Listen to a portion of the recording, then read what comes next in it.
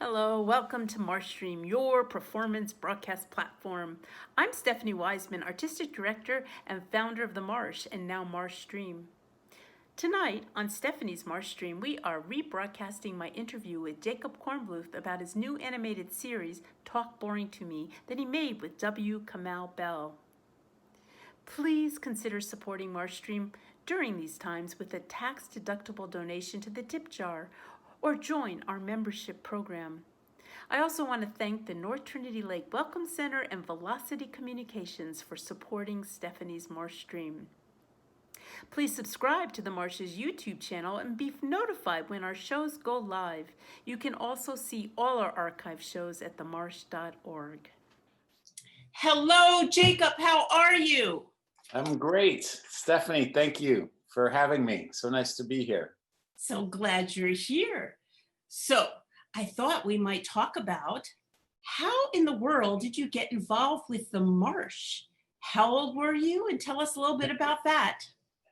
Well, I think I was 17 or 18. My brother Joshua, I'm seeing in the top of my Zoom call waving, was working on a show called The Moisture Seekers. Well, I think it probably goes a little bit further back that I knew about the Marsh, but this was the first show I worked on because Josh was working on a show. I was 18 years old, no idea what I was going to do with my life, and sitting, I think, every night watching Josh rehearse for a piece and sort of writing what it would be in my own mind, or sort of how I might, construct the show if I were up to it, without even knowing I was doing it. And Josh was at the same time talking about some questions he had about the direction the show was going. And so fate intervened. I think he needed a director to step in at the time. He was having trouble getting to where he was going with his piece in the configuration it was in. So I got to step in and work on a piece at 18 years old. And it was just so thrilling to just be able to make something, just the sense of like the act of creation, like sort of sparked something in me. Up until then, I would say I didn't have any idea that I was going to go into the arts. I had no idea what I was going to do with myself, but I thought I was probably crazy and that I was never going to be able to get a job and all of those things that I think, probably artists feel at some point along the way. And it wasn't until that show that I sort of clicked in and realized like, oh, okay, this is what I want to do. I think it was Josh who told me, I think pretty directly one day walking around a grocery store, that's some 4-hour marathon where I finally confessed to him that I thought I was crazy. And he said that you're not crazy. You just need to, figure out how to tell stories. And that was I was lucky he did that. And I was lucky to be able to make stuff when I needed an outlet, and the Marsh was there at that time. So thank you, Stephanie, for that. Thank you, Jacob. I'm glad you were there to put all these shows with your brother together. Well, I did my little part. Josh, as you know, but I'm sure several of the people on this Zoom know as well, develops his shows by talking them out directly. So this is the days of what TV looks like now. I'm doing these interviews all the time for the videos and movies I'm making now, and inevitably we have to call cut because kids are running through the back of the frames and like grabbing guitars and stuff like that. That's what filmmaking is these days. But what was I talking about? I was talking about, Josh talks out his shows. I happen to be there to talk them through with him. And what's funny is like, it was the first time when like the structure of stories made sense to me. Like I said, oh yeah, this story is great, but it doesn't work there. You need to put it in this other order. And it was just a great joy to be able to do that. So what was it like working with your brother? What was it like working with Josh? I would say it felt like the most normal, natural thing in the world. Honestly, I felt like this talking through of stories and how they work felt almost like an extension of what we were doing in our family from when I was a little kid. So the idea of what makes a story work, why, who should be in the story, putting yourself in the middle of the story or whatever it might be, felt like the most natural thing in the world. And And it sort of made sense. It was the first time that something actually made sense to me. Up until then, I thought, directionless might not have been the word, but I didn't have any idea what to do with myself as a young man, and certainly didn't care about getting a job. I couldn't have cared if, aside from survival, I never really was motivated by, any kind of career, focused thoughts. So what really got me here was like, this felt like something I could care about, that I could pour myself into, and, my emotional self into it. And I probably discovered that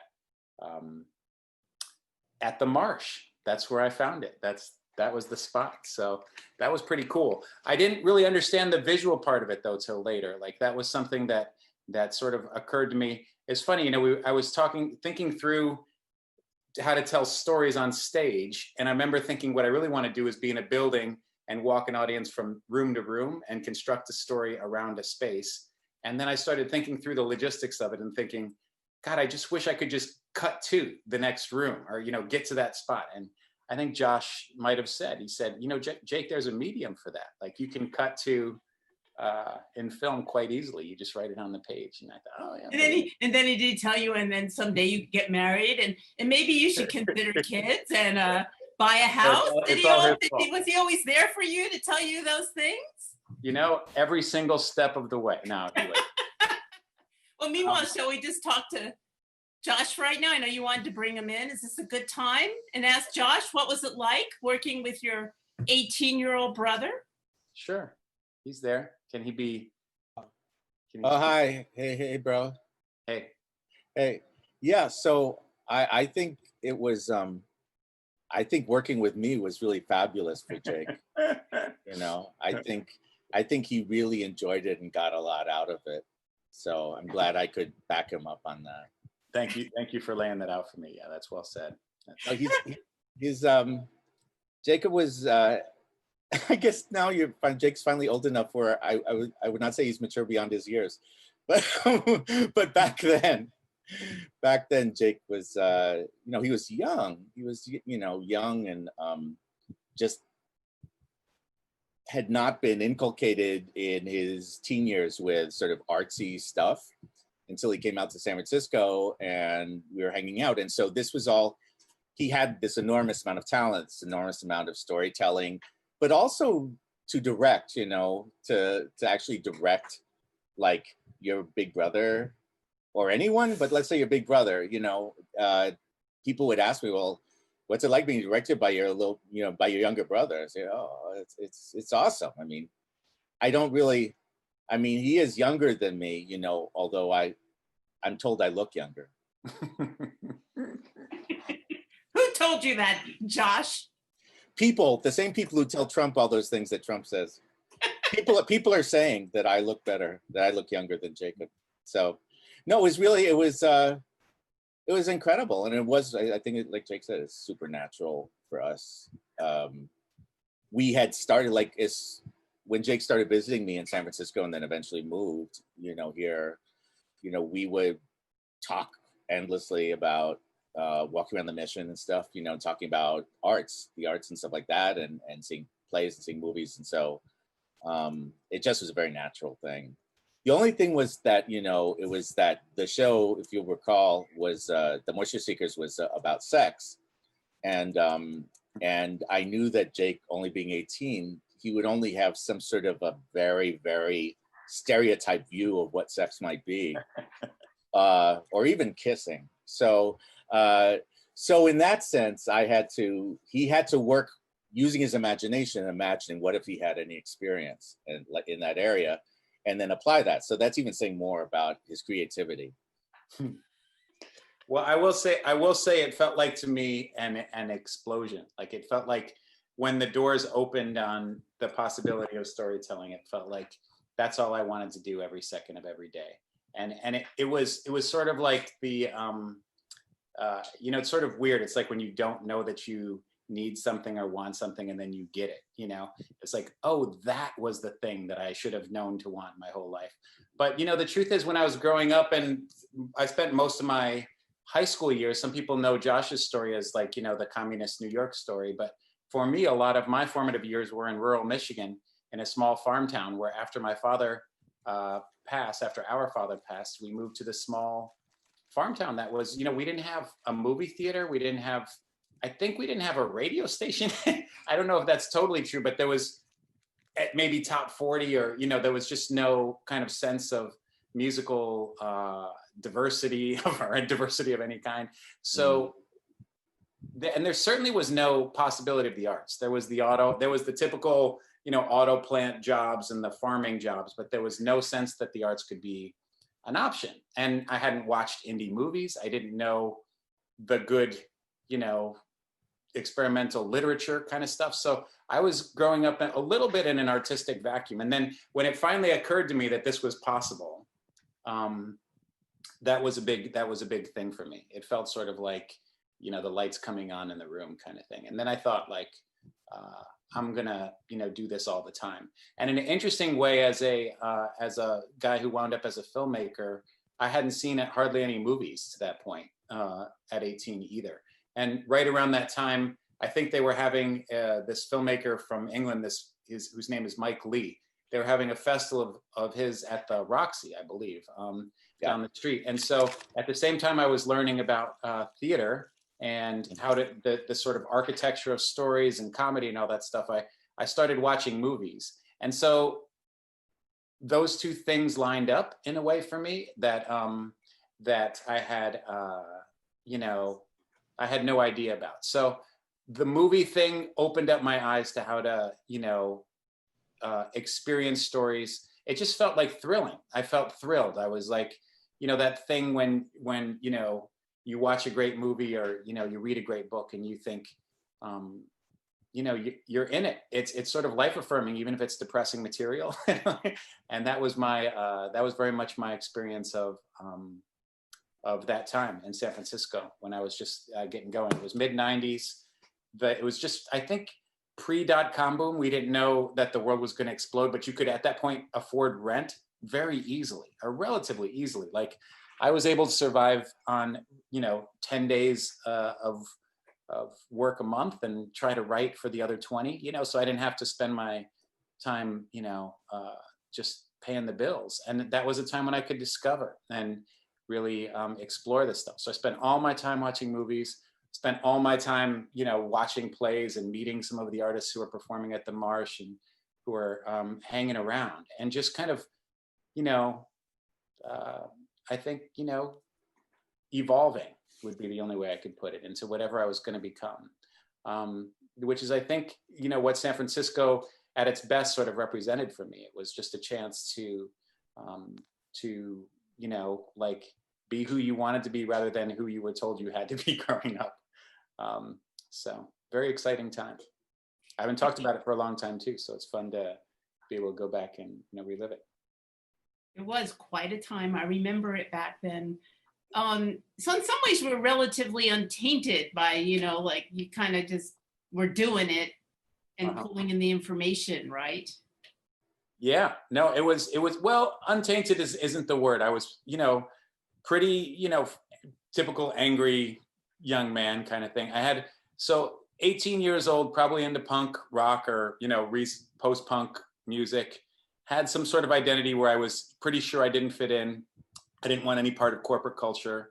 I didn't want anything to do with a job or things with job in the title. So I had to survive in some way. And as I think, my mom had just passed away around the time that I showed up in San Francisco. So I was a little bit of a tabula rasa, no parents to kind of, support me, a brother who was around and doing this art stuff, and a chance to kind of like, figure out how to write this story kind of thing. And it was, but I was bringing in a very strong point of view. I didn't realize that was there ahead of time, but growing up with communist parents in New York City, and then growing up in the rural Midwest in what I call militia breeding ground, Michigan. I don't know if that's, the PC way to put it, but it was very conservative, very homogenous in its culture. Both of those worlds had a big effect on me. They were radically different. And when I came out here, I had both of those and I didn't know how to put it all together into one whole, into one me. And then I realized, like, what it had made me into was a kind of observer. I had been on the outside in some ways of the kind of mostly Puerto Rican and Dominican neighborhood we lived in New York City, and then also in the kind of, white farm town world of Michigan. But I had, been watching for a long time and observing this stuff. And so I think that's the joy of this stuff when you wait till later, is you're not wondering what your point of view is. I knew I had one. I knew I just had to figure out all the craft things to figure out, how to tell the stories I really wanted to tell. So I had to learn how to write. I had to learn how to read. I had to learn how to watch movies better. And I was just like, well, this is just a matter of work. I knew that the basic thing that was in there was, I trusted it. I always did from the beginning. I trusted that there was a thing that I had to say, and I just had to figure out how to say it. Boy, you have really amazingly done that. So from the solo performances, then you started making films. Tell us about that. It was the first one. The first film I ever made, short or feature, was a little thing called Haiku Tunnel. You might remember because it was based on a solo play that my brother had initially performed at the Marsh. And after I had started working in solo theater a little bit and sort of gotten my sort of creative, gotten a little taste creatively, I started working in film production and learning how to make films. And at some point, I think right around, it was a few years after I had started, I sort of got this feeling where I had to make a movie or I was going to die trying. Like I was just going to do, by hook or by crook, I didn't care if it cost $10 or had $10 million, I was going to make a movie. And you have to understand, if you didn't go to art school and if you didn't grow up believing that that's the way you're going to, that was destined to happen, that was like something that, almost like I didn't feel like I had any control over. Like I had to do this thing because the alternative was you got to do all this other stuff in life that I didn't think I had any interest in, but knew that if this art stuff didn't work out, I would have to go do all this stuff of, get a job, focus on, a career of some, whatever those things are. So I said, I got one shot at this. I better make a movie that works. Ultimately, we made Haiku Tunnel that for, I think much more money than we would have thought we would have made, but not enough to really make a real movie. And by hook or by crook, it got into Sundance, and it premiered at Sundance and people laughed, and, audiences were watching it. And I have to say, like, the first few times the film played in a theater, I remember like literally holding the armrests of the movie. Like, I am never going to you don't realize you could dig into the metal parts of those things and get your paw prints in there, but that's really what was happening. And the strain of it was almost impossible. It felt like sort of, the future was a happy future with making things and getting to express myself, or misery and death kind of thing on the other. It was like so stark, the differences of how these things could have gone. So it was, one of those magical things. It premiered at Sundance. People, generally speaking, responded. It got picked up by a major distributor, by Sony Pictures Classics. And I felt like, we had at least that first stamp of approval. I think as a young artist, you think like, oh, we're just going to make a film, it goes to Sundance, and then the rest is history. Like you're just going to kind of march off into the sunset. And what I didn't realize is every single day of every single project I'd ever make in my whole life would be some level of the same misery I felt holding the armrests and holding on for dear life. You can, there's no other way to do it other than that, I think. But in some way, that first validation was, it was like your first kiss or your first love. It was like more nerve-wracking than ever. You'll never forget it. And, it hopefully changes the way your life goes, in a way. In my case, it did. So that was the first film. That was it. Okay. And how did it change your life? I could do this.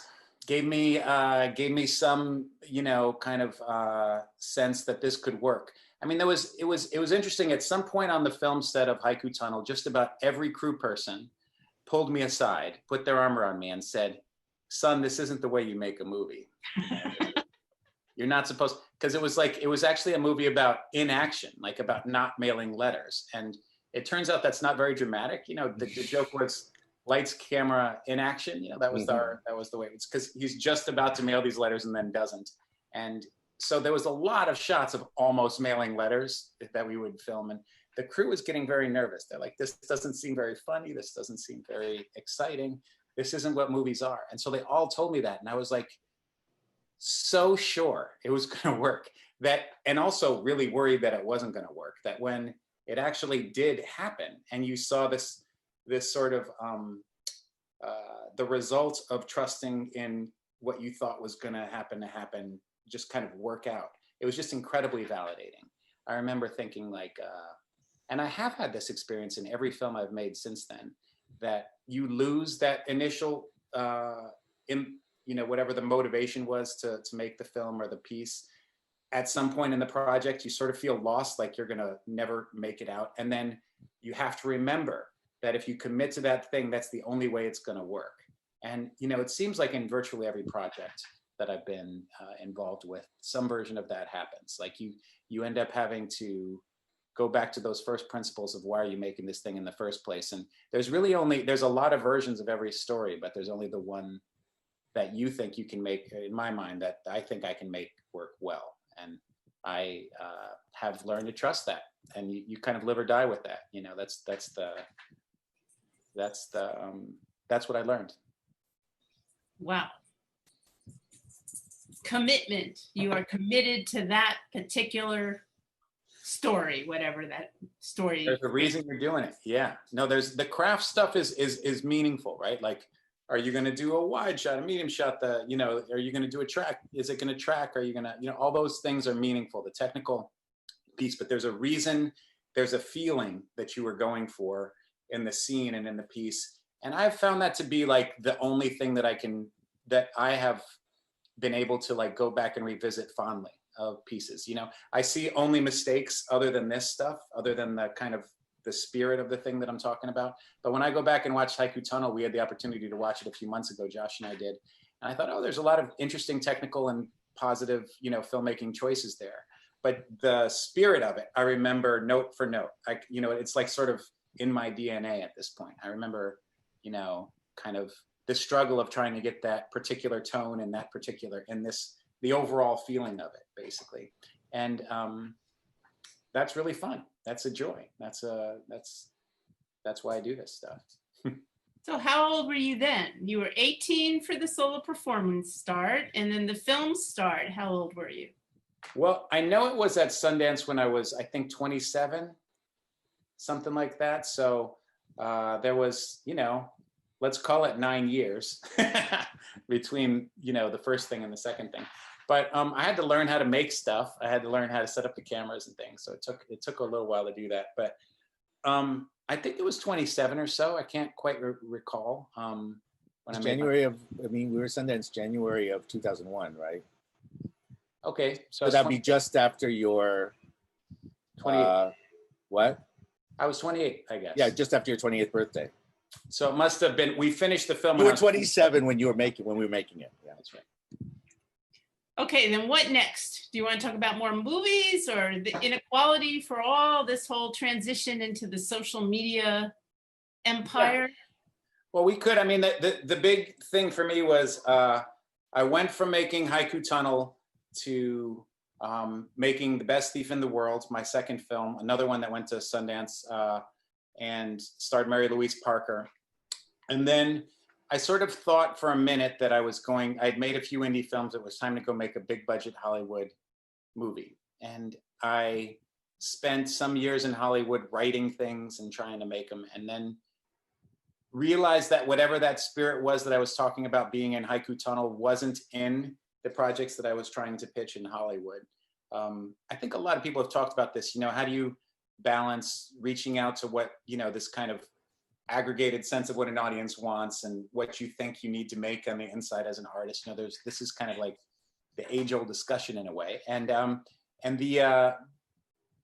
that for me felt like it hit a wall. Like I was like, okay, if I'm going to keep doing this, I got one reason to do it. And it's to find this inner thing that is, you know, that got me through these early projects. And I can't find it anymore. I don't know where it is here in LA.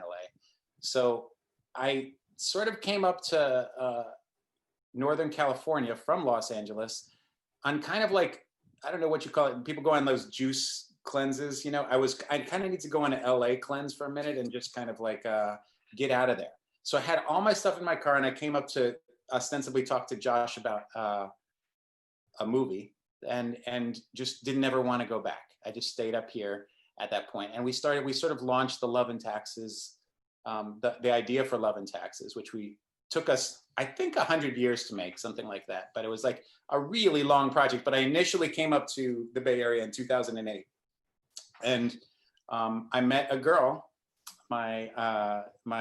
who was my roommate at the time and eventually became more than a roommate and then became my wife and now is the mother of my two children. But I met Ket on that first trip. She was my roommate and I thought, okay, well now I'm for sure never going home. Like this is good stuff.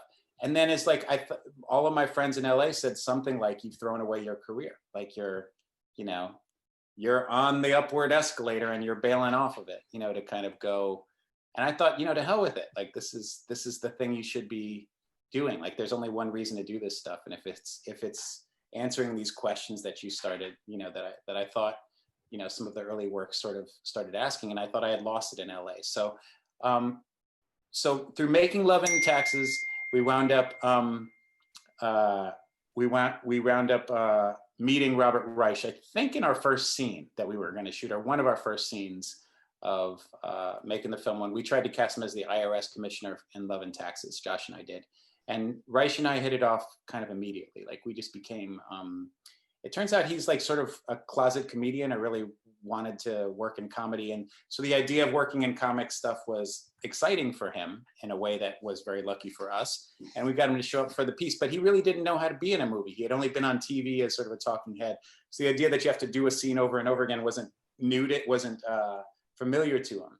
And when he got directed, because as Josh said, I never have had any hesitation with saying what it is I think the story should be when I'm working with my brother or when I'm working with Mary Louise Parker or, Robert Reich. Is just, you're trying to make it better. You're trying to make the thing as good as it can. So you can't be quiet about that.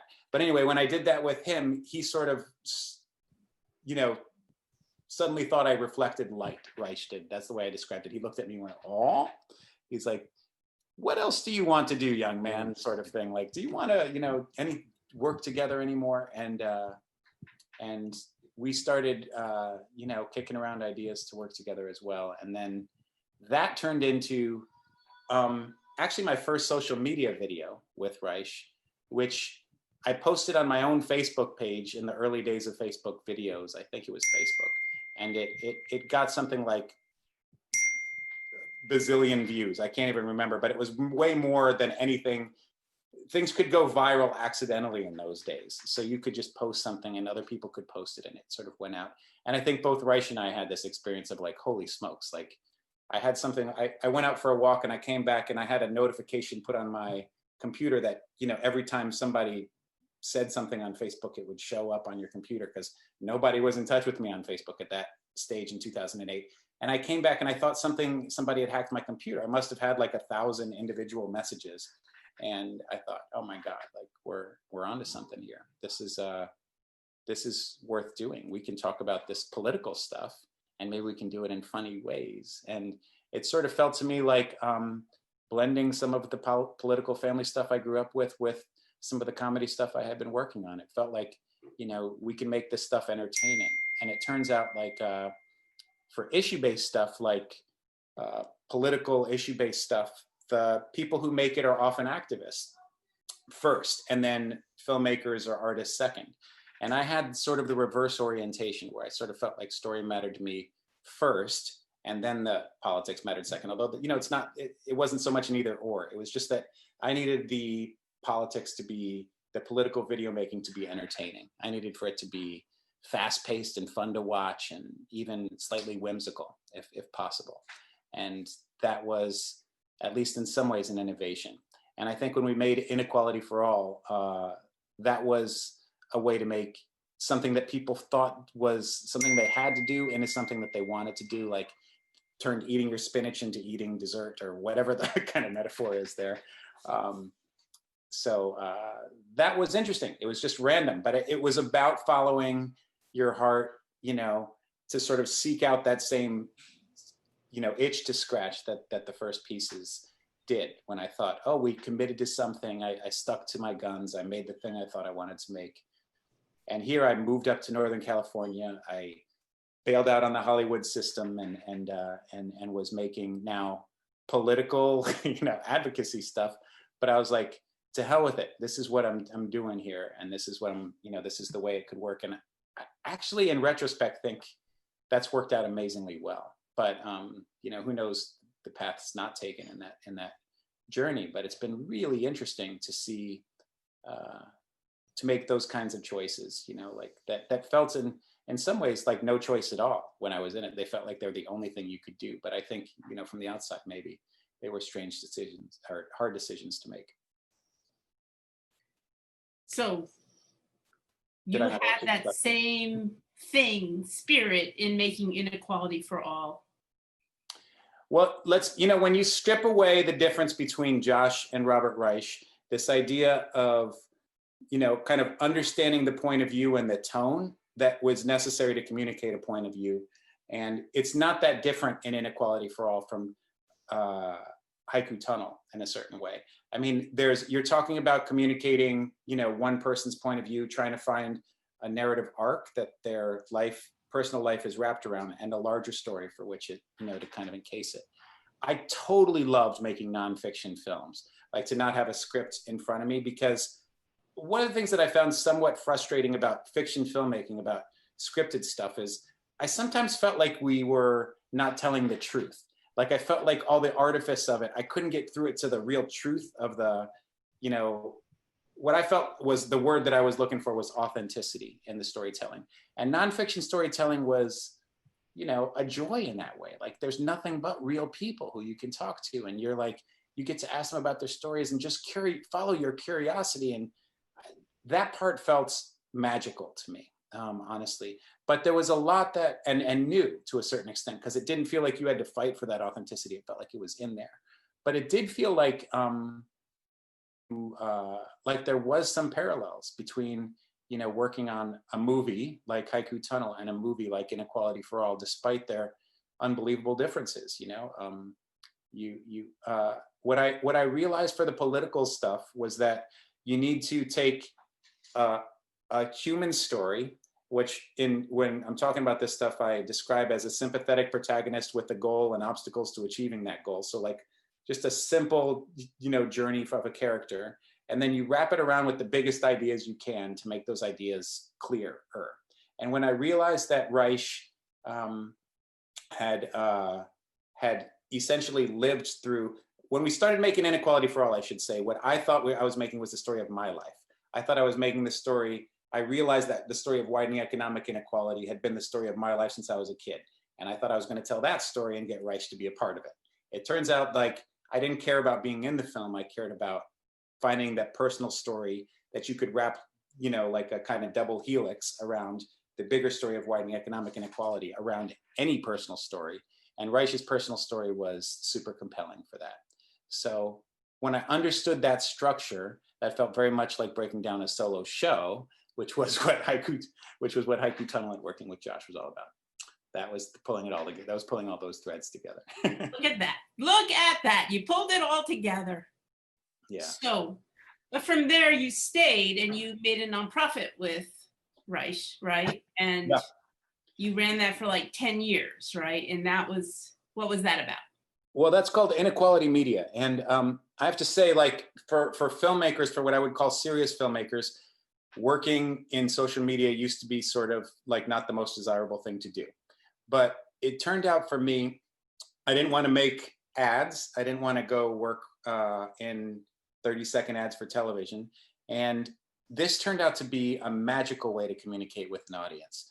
Like you could make something, get it up, and get dialogue about if it was working or not right away.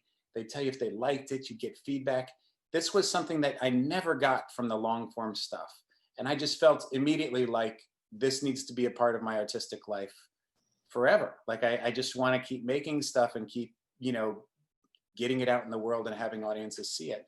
So And it also felt, very much when we were making this film about widening economic inequality that when you're in this stuff, when you're worried about the issues like this, they seem so obvious to you. Like, yes, we need to fix this widening economic inequality because it's a threat, not just to our economy, but to our democracy. And when, at some point it felt like you just couldn't make a movie and then walk away from it. You had to kind of keep going and try your best to do something about it. And it turns out like, this was as close as I was never a natural activist, I would say. I sort of like the messiness of humanity more than I like telling people what to do in a way, if that makes any sense. But what I did realize was that through filmmaking, I found my kind of advocate's voice, or, the way I could be an activist. Like, this is what I could contribute. I could make, videos or stories about it. And I think it's the only way I've survived since then, honestly, because the world's been so terrible in certain ways. The stuff that I care about has been, in some ways threatened and challenged so many times that the fact that I had a vehicle for kind of, communicating this through Inequality Media. I think at Inequality Media, we made, with me there, something like 250 videos over roughly 4 years. And at some point at the end, I was making at least one a week, maybe 6 a month, usually.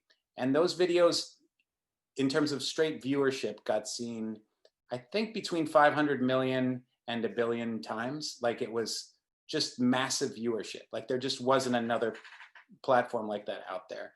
And they had, I think Facebook said, the #1 engagement of any video content on the platform for any, and that's like, they got a lot of users, Facebook, whatever else we can say about them. So it was a really successful venture. And I think it was based on,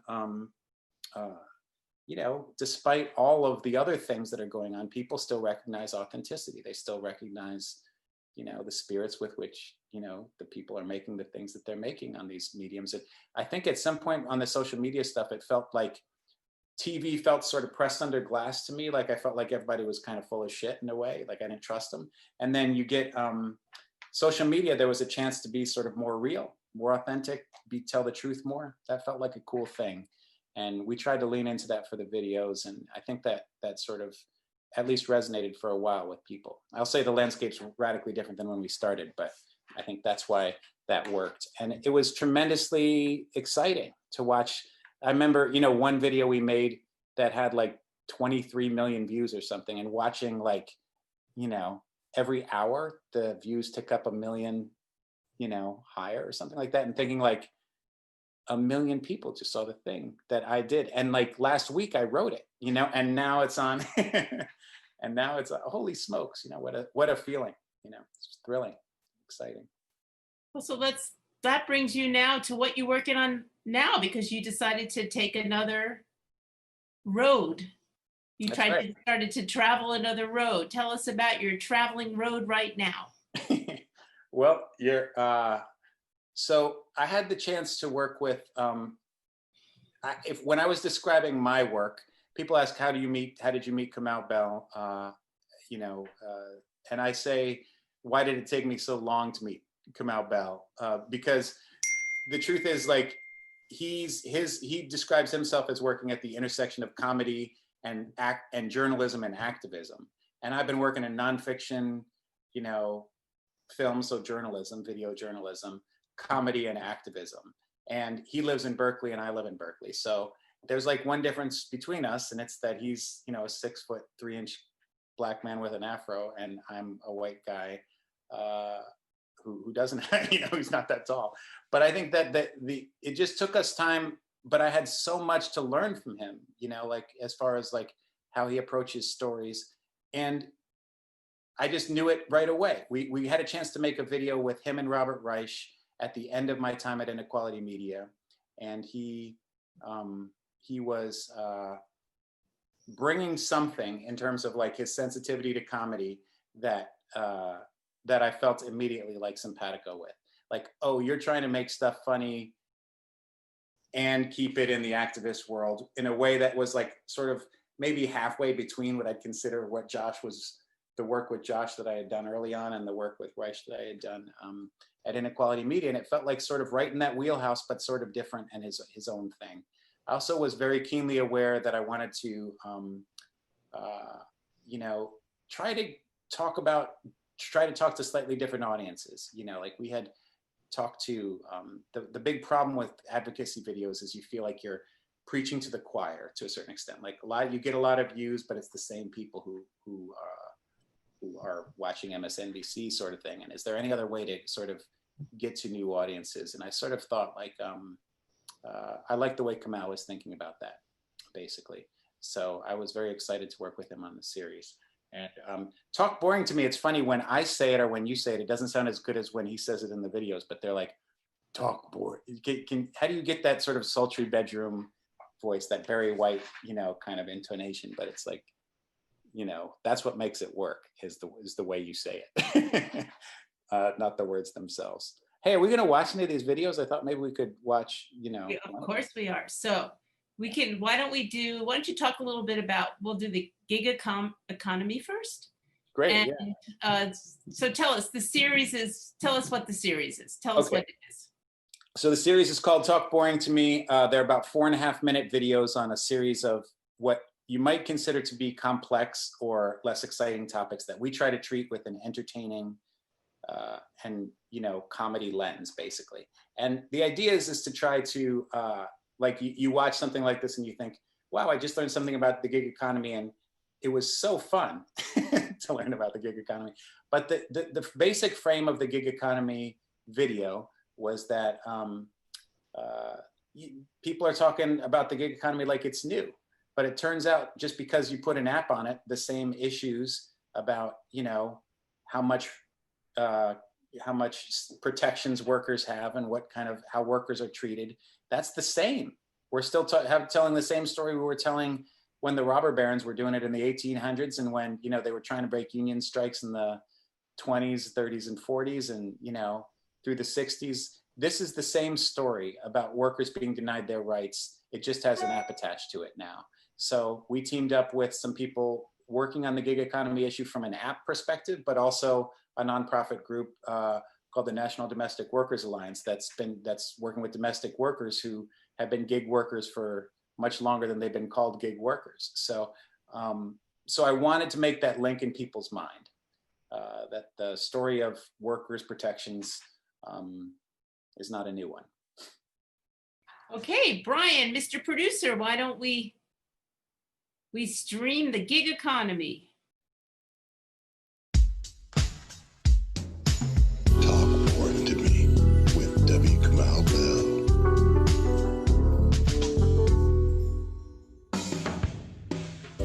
The future is now. Now everything is an app or a gig, and usually everything is both. Now you may be lucky enough to live on App Island. App Island is an all-inclusive resort where for a fee and a nominal service fee from the app, you can have some other human babysit your kids, walk your dog, shop for your groceries, and clean your house. This frees you up to do a variety of things like streaming or binge watching or clickbaiting or even downloading more apps. Ah, the future, just like we envisioned on the Jetsons. Not rich enough to live on App Island? No problem. You're lucky too. You get to be a part of the thriving gig economy, where everyone is free to be their own shitty boss. In the gig economy, you can work that side hustle for a little extra scratch, or a shiny new bike, or better yet, rent money, make it rain on your landlord. Only you limit what you can achieve in the gig economy. Success is determined by how much hustle is in your side hustle. With enough luck, guts, gumption, lack of sleep, and a willingness to constantly put yourself in close quarters with strangers who treat you like you're their servant, then you too can one day make it to App Island and graze at the all-you-can-app buffet. It's a con as old as America. We've always been selling the freedom of gigs over well-paid work. It started with slavery. You don't want a job, you want free room and board. Then sharecropping. You don't want a job, you want to rent the things you need for the job I need you to do. But the math will never work out in your favor. Never!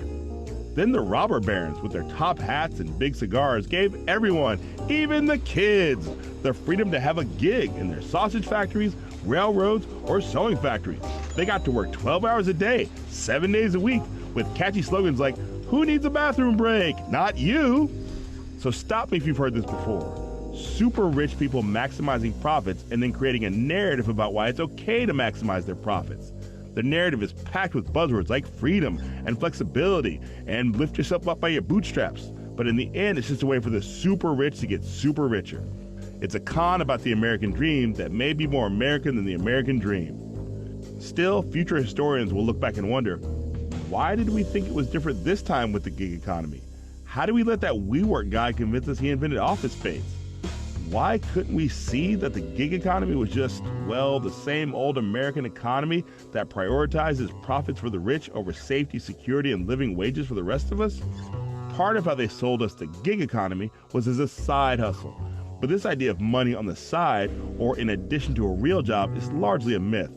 Around a third of gig economy workers rely on gigs as their primary source of income.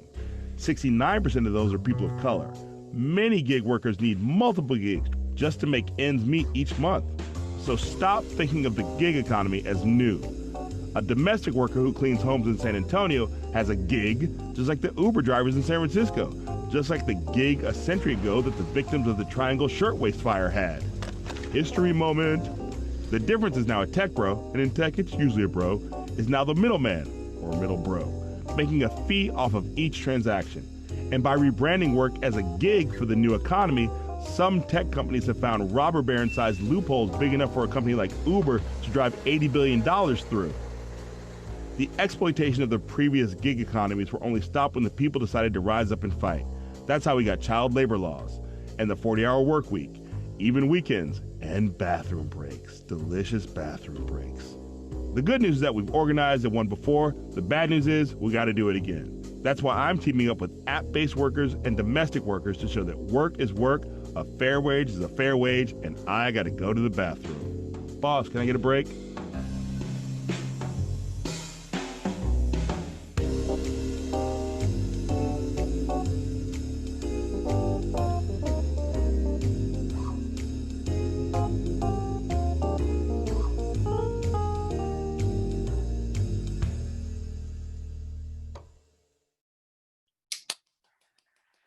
Well, that's wonderful, Jacob. How did this all come to be? How did you write it? How did you and Kamau work together on this? Well, I knew he was talking about his new season of United Shades of America, his TV show on CNN, and he was going to do an episode on the gig economy. So I think the idea was it would be easier because he's already thinking about this stuff to get him to focus on this stuff too. So in a way, the initial starting point was some of the discussions that he was having about what was going to be in this season of United Shades. And then he was very busy making his show. So I took usually the first pass at writing a script at what, I thought might be interesting about the gig economy. And then he would take a look at it and tell me, some version of yes or no. Like, I think that's the right way to go, or this is interesting, or, we need to try something different. And so I think for this one, it was one that we were right in line with on the gig economy one. Like he would see the first draft and then he would punch it up quite a bit. I mean, he'd make it his own. It should sound like him. So we collaborated on the writing, but I would usually take the first pass at the scripts.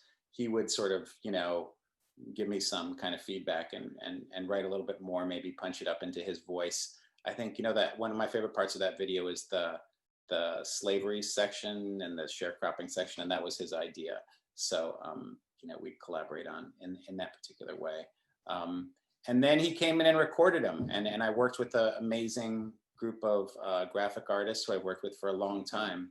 The Idle Hands Studio guys, they were at the end of the credits, to kind of visualize this stuff. We had this black and white approach that we had been experimenting with a little bit, and we decided to fully commit to it for this series. So it was just really fun. We just had a little longer to make these because there was nobody in charge. There was nobody running the, no distributor asking us to make it. So we got to write and talk about these things and then, make them better. It was like a really fun creative process. And I think that Use the Marsh, this is one of the things that we fiscally sponsored. You did fiscally sponsor this. So the Marsh keeps going a little bit with you still. I think it's amazing. We were talking about this. I think this idea of like, how do we respond to this time? It's funny. I was watching that video and seeing like, a third of gig workers used it as their primary income. And those gigs are gone right now, right? Like there's no, the world is changing. What are we going to do as artists to kind of respond, and storytellers and theaters? And, you're doing this amazing stuff with this MarshStream stuff, but, we're all trying to figure it out. We're all trying to like, the stakes are obviously way lower when you're figuring out how to tell a story than there is if you're going to survive or not. But what an amazing time, to be sorting all this stuff out. But yes, you did. I digress. You did physically sponsor this. Keep digressing. So we're going to do one more, Okay. the homelessness one. And it looks like you always, you hook up with a group. Is that correct? Yeah. So what's behind that? Part of the impetus that Kamau was really focused on was people shouldn't just watch issue-based entertainment like they do on his television show and then not have anything that they can do. So we tried to partner with organizations that were doing good work, so that immediately after people watched the videos, they could go learn more about a topic that these groups were having, sort of trouble publicizing in some way. So for the gig economy one, there's some groups at the end you could reach out to, and in this case, there's a group right down the street from where the Marsh is in San Francisco anyway. That's the San Francisco version that's working on homelessness at 16th and Valencia Street, who we partnered up with to try to raise awareness about the issue. Obviously, it's a big deal in the Bay Area. It's not going away, that's for sure, this homelessness issue. So, but there was a special take that actually I didn't know for this piece until we started talking about it relative to Kamau's TV show, which is that an app called Zillow had figured out an algorithmic way to predict homelessness based on affordability of housing. So like once you don't have affordable housing anymore, homelessness goes up by a predictable amount. And what seemed so striking to me was all of the discussions that we have around homelessness are always about the mental challenges, or some challenges around mental health and some challenges around drug addiction. And it turns out the story is just like, it's not affordable, basically. Like there's plenty of people with mental health issues and drug problems who ain't homeless, some of whom, as we used to joke, are currently living in a very big White House somewhere across the country, So being addicted to drugs or mentally, having mental health issues isn't why people are homeless. It's affordability. And I really want to make a video that highlighted that. Okay, let's see it. Brian, homelessness.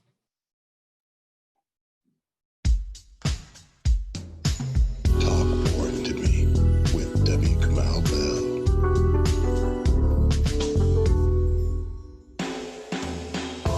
No one is for homelessness. That's like being for stubbing your toe in the middle of the night. But there's always been a justification that polite society whispers to one another at dinner parties. People with mental illness or the drug addicted just don't have what it takes to make it in our capitalist meritocracy. Sure, homelessness sucks, but it's just the price we pay for all this good stuff. Rich person laugh. That's what we call all kinds of wrong, and I can prove it. While over the last 10 years, the national numbers for homelessness are down, it doesn't feel that way, because some things can be true and not be the truth. Like it's true that some people like pumpkin pie, but the truth is that sweet potato pie is way better. It's similar with the homeless problem in the United States. Even though the numbers are down nationally, the numbers of unhoused folks in the least affordable places have skyrocketed. Major cities like Seattle, Denver, Chicago, DC, New York, Boston, and where I live in Oakland, among many others. These places make up 15% of the population of the US, but have 47% of the unhoused population. Why is that? Math. It's always math. We know homelessness is all about math from Zillow, a real estate and housing app that many Americans use when they want to have some FOMO, fear of missing out on owning a giant house. Zillow has lots of housing information from all over the country. They teamed up with academics to build an algorithm that accurately predicts homelessness based on housing affordability in that community.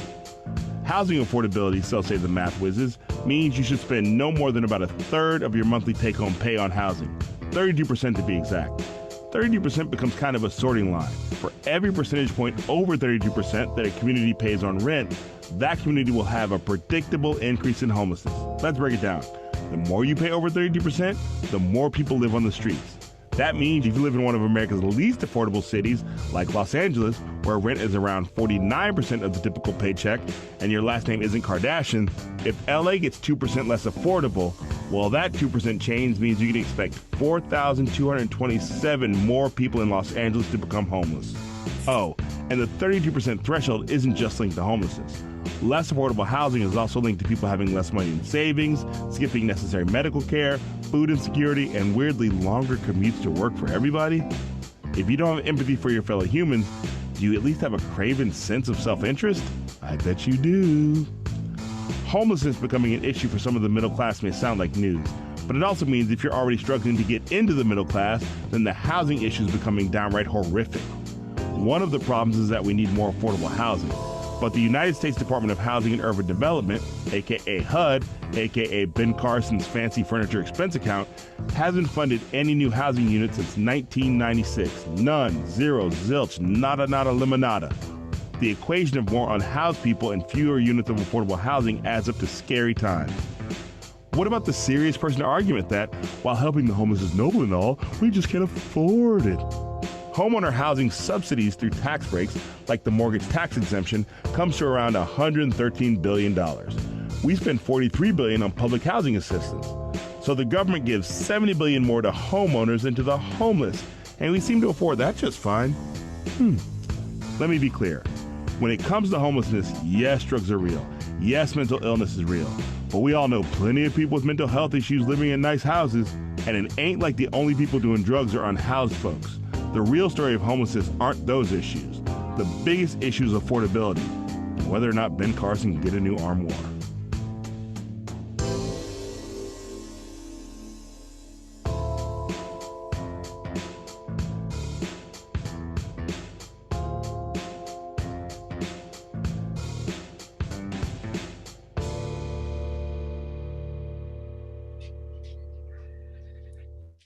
Great, Jacob, great.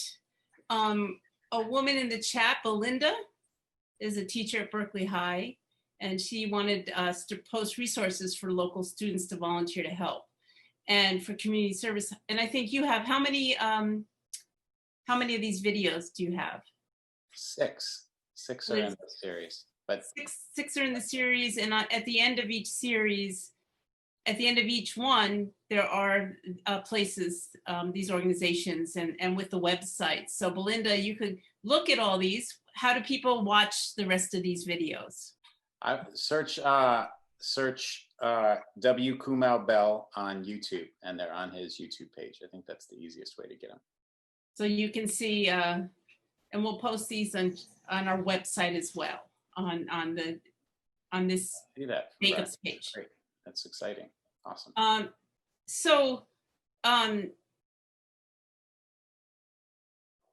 Just one question. So who says in that incredible voice, talk boring to me? Well, that's Kamau. Yeah. Kamau. Wow, he's got a wide range of voices in there. Wide range. That's true. He does like the serious person voice, does a rich person laugh, and he does the sultry, Isaac Hayes voice or whatever at the opening, which is pretty impressive range. And he says, nada, nada, limonada. That's brilliant. Brilliant. Yeah, that is brilliant. It was written down for him to say, but it was also— Did you write that? Executed it. I have no idea if I wrote that line or not. So tell us, what's up? What's up in the world? Before we're out of time, but before we go, I need to ask you, what's up next for you, Jacob Kornbluth? What's happening? Well, I'm making a series with my friends at the Years of Living Dangerously, a climate series that sort of is at the intersection of the bailout, fossil fuels, the coronavirus bailout, the CARES package, fossil fuels, and frontline communities being affected by it. So I'm making a video a week with those guys. I'm trying to do a video series about a new progressive economic narrative with a group out of DC called the Groundwork Collaborative.